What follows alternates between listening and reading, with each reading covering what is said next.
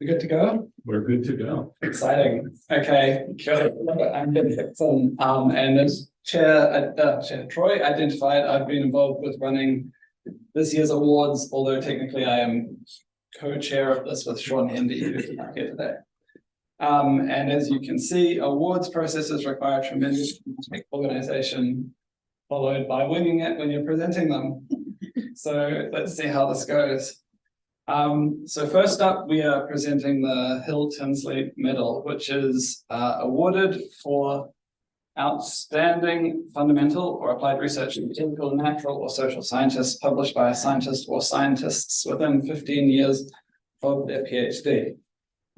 So what I will do is I will announce the winner, the awardee. I will read the citation and they will come down and Troy will present the medal, and then they're welcome to take a few minutes to speak about their research or any acknowledgements they want. All right. So this year's Tenley Medal is awarded to Professor Tai. Ngati Tipa, Ngati Mahanga, Ngati Kinohaku Te Aupuri from the University of Waikato. Yeah. Which is where I am now. That's not part of the citation. Is she here? I don't know. I'm here. Oh, there you are.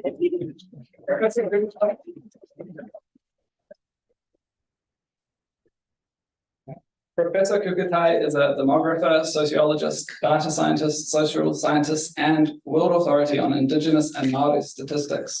Her research has had a profound influence on the way statistics and data are viewed by Māori, particularly Māori governance and iwi entities, as a useful and powerful tool for policy and development. Her publications, peer-reviewed journal articles, book chapters, and books demonstrate the systematic theory building that Professor Kukatai has undertaken. Her work has national and global impact and has been incorporated into international guidelines, domestic policy, and tribal planning and practice. She has published widely and is an exceptional mentor and supervisor to the next generation of Māori and Indigenous early career researchers. She is a fellow of the Royal Society Te Aparangi, a life member of the Population Association of New Zealand, and one of 19 global leaders of digital human rights. Based at Te Angira Institute for Population Research at the University of Waikato, Professor Kukatai is a co-director of Ngā Pai o Te Māramatanga Centre of Research Excellence. Thank you. Please come down.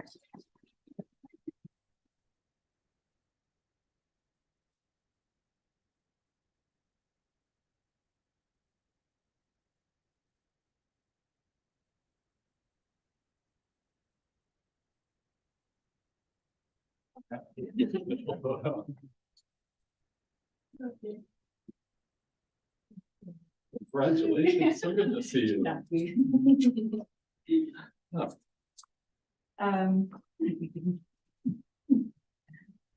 Just say, don't say a few minutes. O ka pati mea tuatahi mihi ana ki te mana whenua o tēnei whenua, mihi hoki ana ki ngā tuheitia me tōna parikahui ari ki kai mariri ki a rātou. Ki a koe e bin, te tino o kai mahi mo me te rōboku NZAS, tēnā koe, me koutou, tēnā koutou katoa. Geez, I feel like an Olympian. I think it goes with my denim dress too, thank you. You know, I think it's always a privilege to do the mahi that we do. And I'm certainly privileged to do research and advocacy that I think makes a difference and that I care about. Working alongside phenomenal people in the Māori data sovereignty and Indigenous data sovereignty space and in population research. And so I think I've just been incredibly lucky and privileged to do this research. You never really expect any recognition, but it's really nice when it does come. And it's nice to have some, this medal from this rōpū. There's many people in this association that I just respect. Good people who believe in universal humanity, something I think has been forgotten in places at the moment. So, you know, mihi ana ki a koutou for the mahi that you do, for trying to make a difference yourselves here in Aotearoa and more further afield. I dropped off my 15-year-old at her NCAA science exam this morning. She was a bit anxious because thanks to her mum, she's probably more of a humanities and social science person. But I did remind her that in my fifth form science year, I got a pretty abysmal report from my science teacher who thought I was a bit hopeless. And she probably wasn't wrong, to be honest. I didn't pay a lot of attention, but it does give me a lot of gratitude, actually, satisfaction to get a medal from the New Zealand Association of Scientists. And I said to my daughter, you know what, if I can do that, you're going to be okay. Keep calm, carry on, lean into what you know, and do the best that you can do on any given day. So thank you. Good to see my tuakana here, Helen Moiwaka Barnes. It's been a privilege to learn alongside some phenomenal wahine Māori, too many to name really, and other mentors that I've had along the way. So mihi to you, mihi to my tuakana e ngā pai o te māramatanga. And I think before I go, I'm going to talk about my research because that was a really long-ass citation. Thank you, Ben. Just to also acknowledge the incredible women and scientists who this medal is actually named after, who I didn't actually know much about, but receiving this medal inspired me and my little Portuguese who's 9 and loves space, got it a space book from Kmart, to do a little bit of research on this scientist who this medal is named after. And I think if you can hook our tamariki into science and learning any way that you can, that's a good thing. So to acknowledge her whānau, her tamariki must be about my age. I think I was a kid when she passed away in 1981. Yes, and mihi to you all. Thank you.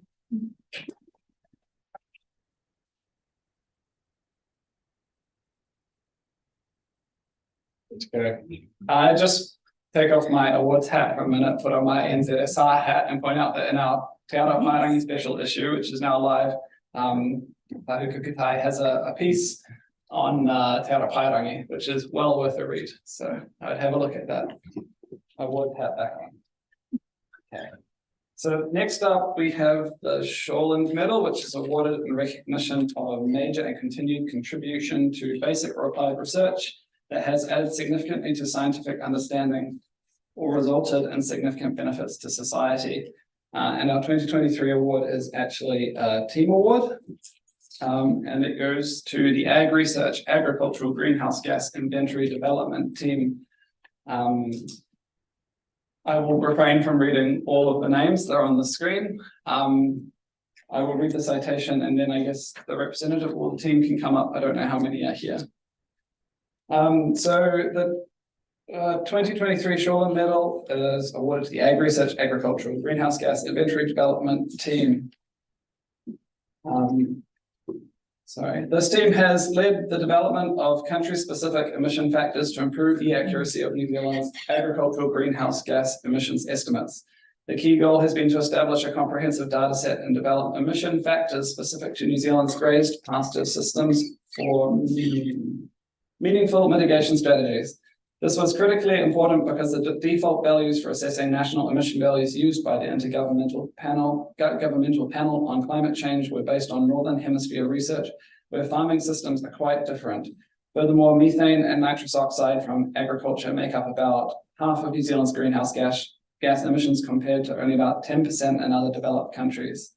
The team has developed more accurate methodologies to monitor and report emissions that have resulted in significant reductions in New Zealand's former agricultural greenhouse gas emission estimates.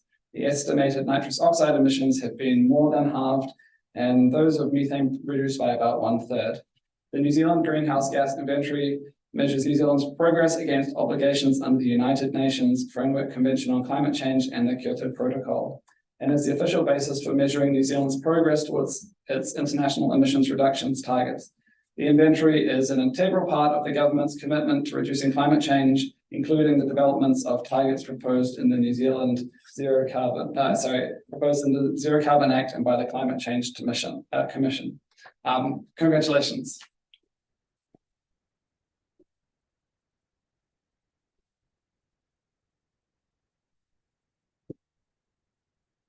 Round out the picture.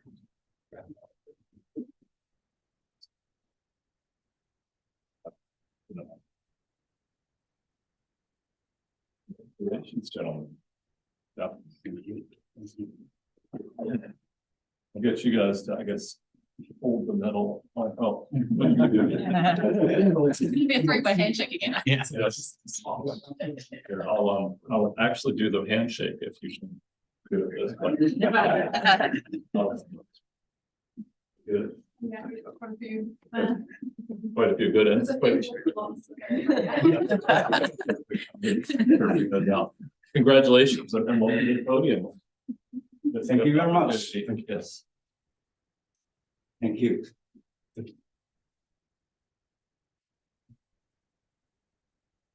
I do prepare a few notes to talk today, and thank you very much. Thank you.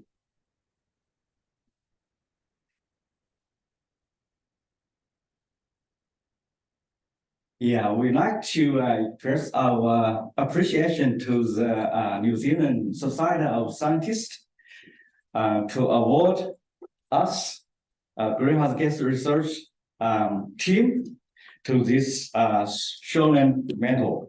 It's truly great honor for Stephen and me to stand here on behalf of Cecile, Tony, and AJ to receive this award. This achievement is really a result of a team effort for the last 20 years. I want to thank all the people who have contributed to our success, including our agricultural scientists, research associates, and our leadership team members. I also like to acknowledge the valuable contribution from our research partners, including Netcare Research, Plant and Food Research, Lincoln University, Massey University, Auckland University, and various other organizations and individuals. We also like to pay special thanks to MPI for their continued support over the last 20 years, for providing the funding for our research in this area. We are also thankful to various agriculture and livestock sectors for their continuous support. Our work involved a lot of study design, field study around the country, data connection, data process, and analysis, and work with MPI and MFE to incorporate our finding into the National Greenhouse Gas Inventory calculation. Once again, thank you again to the New Zealand Society of the Scientists for this award. It's really holds special place in our heart. Thank you very much.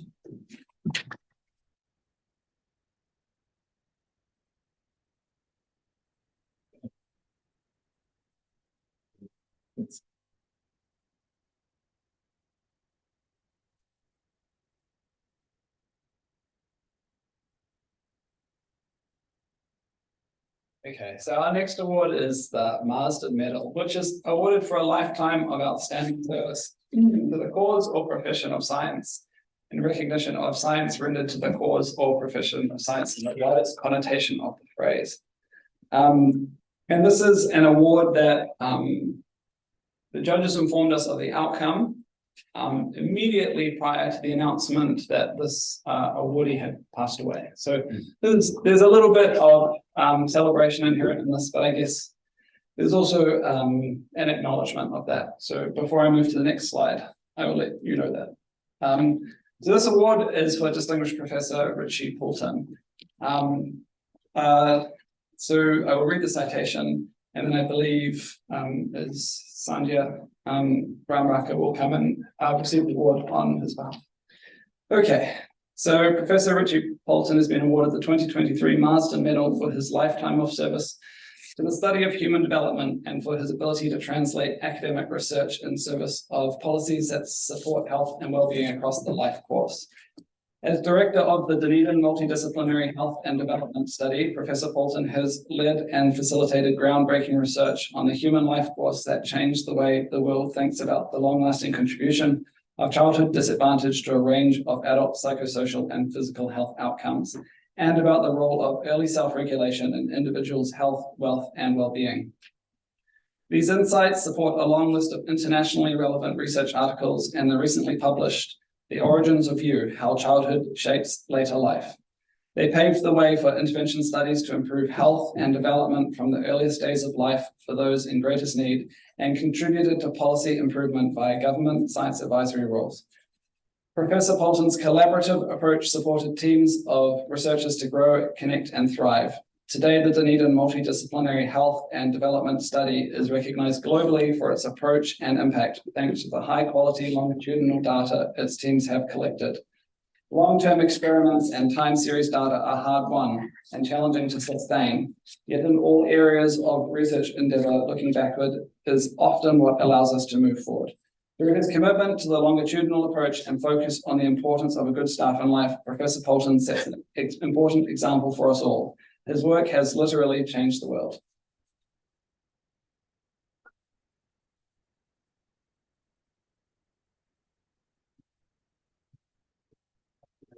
In addition to the posthumous award being unusual, come on across and we'll do the picture. I also note that I believe it was 19 years ago, he also won our then research medal, now the Shoreland Medal. And so there's been a serial set of awards in his honor.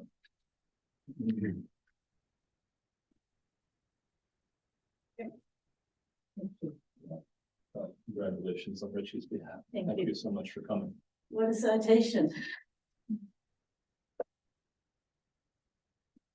I know how much Richie would have been honored to receive this from his peers, and not just peers within his particular field, although he, went through many fields, but as you introduced, Troy, this association, PanSci, I know how much it would have meant to him. He started in academia a little bit late, he didn't follow the normal path. He did some clinical psychology and then decided that wasn't his future, and then did a PhD. So he was 30-something when he started in academic life. And he felt like he really needed to work hard to, catch up, really. I think, this is a lifetime award. Richie was barely 61 when he passed away. And because he started late, I'd say it was probably about only 28 years of work, and to get a lifetime achievement award for that is just incredible. So I'm very proud of him. If he was standing there, I wouldn't say that. The few things Dan said, was just after everything that Richie worked for, and his approach, Dan's approach would be Richie's approach. Dan would be the person that Richie would say, yep, that's the way to do it, which is, you talked about diversity, Dan, and Richie inherited a multidisciplinary study, which he rejuvenated and expanded on, and loved that component of not working in your silo, but working with all kinds of other areas that, makes us human beings who we are. He was big on impact. So it wasn't, although the Dunedin study was the love of his professional life, he wanted to do more. So it wasn't enough that you found risk factors that were published in fantastic journals. What are you going to do about it? And so he spent at the same time as working within the Dunedin study, working out of Dunedin study on various committees, etc., to find his science advice work, making sure that what we found had some sort of impact in the real world and to real people. So not only impact in terms of policy, but then he started doing intervention work, and has, what do you do about the mental health problem when there's not enough psychologists and psychiatrists around? So in his role as a WISE group trustee, he started, asked them to start Just a Thought, which is an e-therapy thing, looking at self-control and building self-control in early childhood centres. It's another area that he worked in. And he's worked with Taranaki whānau, who gave him this. So he couldn't be here, and I brought this from them. I know how much he got out of working with the group there, which, he and Aroaro Tamati met some 13 years ago on an EC early childhood panel and started that relationship. And it, took a long time to build, as it should. And they had a very successful intervention program working in Taranaki that you can read about it on our website. So on Richie's behalf, on behalf of my daughter and I, thank you so much.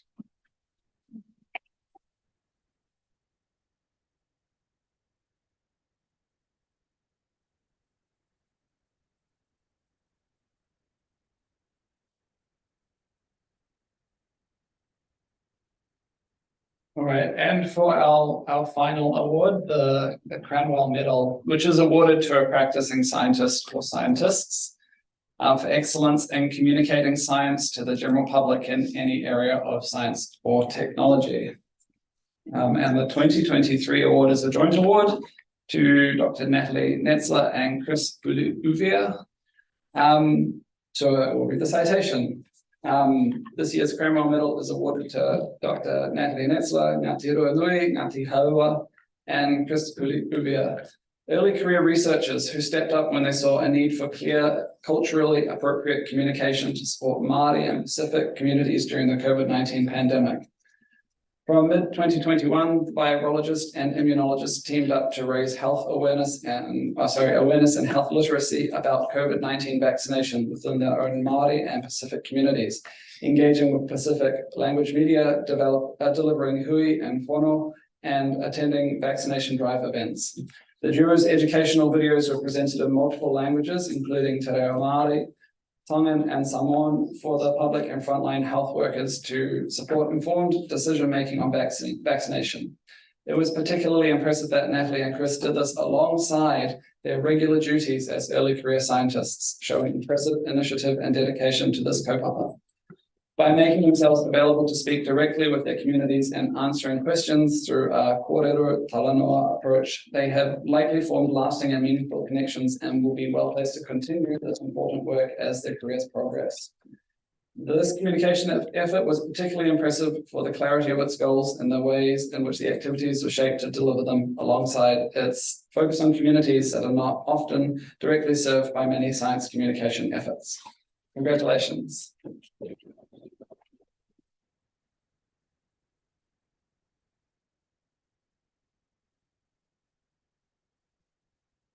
And Natalie's not here, so it's you on behalf of both of them. Excellent.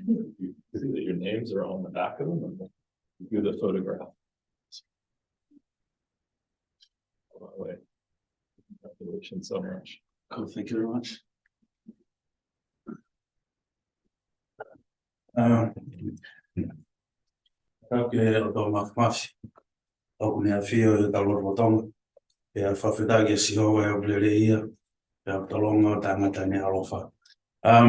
just wanted to take this opportunity to represent my Nat and myself. Unfortunately, Nat is unable to make it. She's away on a conference, but I just wanted to say a big thank you to the presidents of NZAS, Troy and Lucy, and also members of the NZAS, and more importantly, the awardees of other medals that we've seen today. Some amazing work so congratulations to you all. I just wanted to share a little bit about this journey that Nat and I were sort of wrapped into. Around about 2021, we were actually a part of a whono held in Mangere. And the purpose of the whono was really to showcase Māori and Pacific researchers, scientists. And so there were a bunch of us. There was some from Otago as well. And then there were Nat and I, and we sort of got clumped together to talk about our research. And obviously Nat, being a virologist, spoke on viruses and had to be clumped together with me, and I had to speak on my research around the immune system and the role of genetics in the immune system.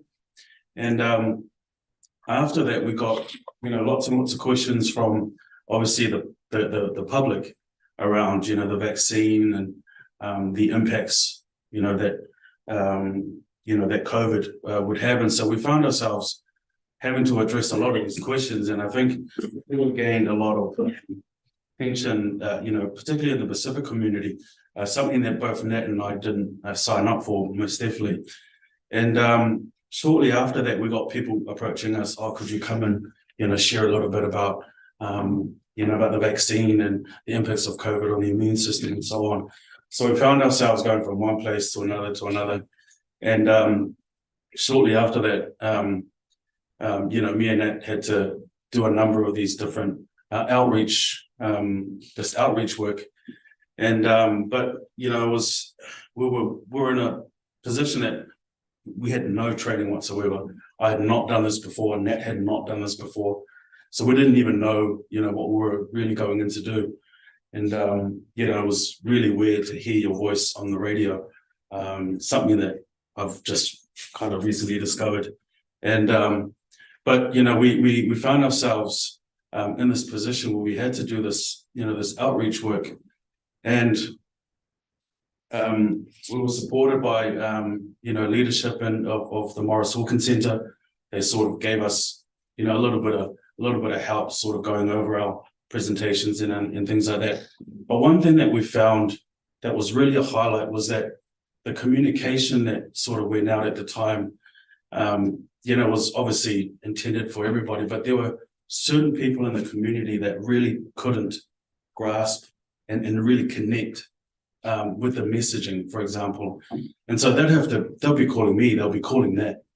And soon we found ourselves having to do these presentations and these radio programs to try and to really break down some of that terminology and things like that. And in particular, Tongan, fortunately, I'm able to speak Tongan fluently. And so one thing that COVID also highlighted was that there are actually no Tongan terms for some of these, really complex scientific or epidemiological terms. And so I really had to wing it at the time. And so these were some of the challenges that we had to face. But I suppose the good thing that's come out of it is that before, our communities, Māori Pacific, they didn't really know about science or the importance of science until COVID-19. And then that just, that just raised a lot of awareness to how important science is. And, one little kid in Otago's Tongan little kid, he wants to be a scientist when he grows up. And so hearing things like that was really rewarding for Nat and myself. There were some tough times, and it was difficult to also juggle at the same time. And Nat and I were, at one point we thought, oh, we'll just throw in the towel. But then we sat down and we realized, well, if we're not going to do it, no one else will. So we soldiered on and we supported each other, and we're also part of a lab that was also supporting us, and that really helped push things along. And so now we've built this connection with the communities, both Māori Pacific communities in Auckland, and outreach work to Australia as well, and even in Tonga. And so, we're now connected with the Pacific Leadership Forum, the Waitemata Pacific Leadership Forum as well. So there were some rewards in this as well, in making these really meaningful connections with our communities. And we quite often refer to me as the Tongan Michael Baker, although we're probably not on the same salary bracket. But every time there'll be an update, I'll get a call from someone. Could you give us an update on the Tongan version of the I was like, yeah, okay, sure. So I just pretty much had to translate everything that Michael was doing. But no, it was really a privilege and honor to receive this award. it's really a big deal for Nat and I, so we really appreciate it. Thank you very much. And now that we're in working with the communities as well, they've even done a cartoon. It was weird enough hearing your voice on the radio. Now you see a cartoon version of yourself. And so that was really strange. But on behalf of Nat and myself, and I'd also like to acknowledge Nat. She's been amazing. She's made some big sacrifices and had to deal with some big challenges. And so I really have to acknowledge Nat. And on behalf of both of us, thank you all very much.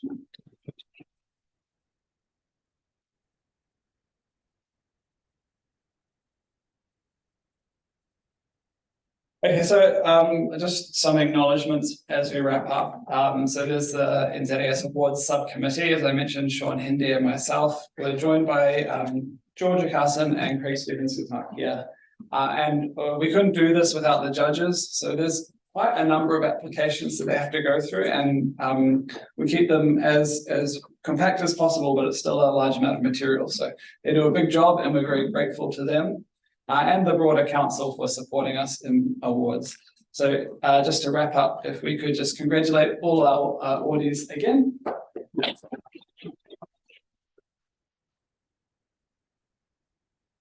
And I don't know if there's any notices other than lunchtime.